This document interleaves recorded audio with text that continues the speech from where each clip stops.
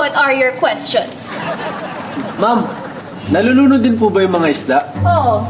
Kaya pag tinanggal mo sila sa tubig, sumasayaw sila sa tuwa. Ay ma'am, bakit kulay orange ang prutas na orange? Ano ang kulay katabi ng orange sa rainbow? Yellow? Ano ang kasama ng orange juice pag iniinom mo? Yellow. Next question.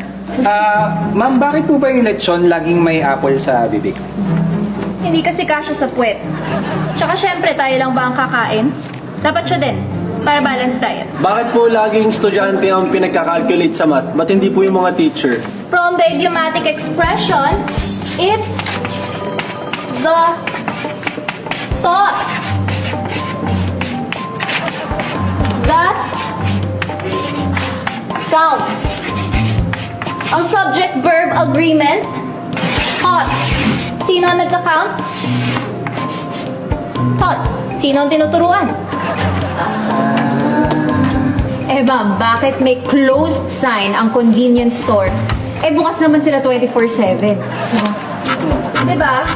Kapag close ka sa isang tao, open kayo sa isa't isa. Kaya dapat maging close muna bago maging open. Ma'am, sorry, last question na po. Bakit po ang cute-cute niyo? Parang tanga talaga. Class dismissed.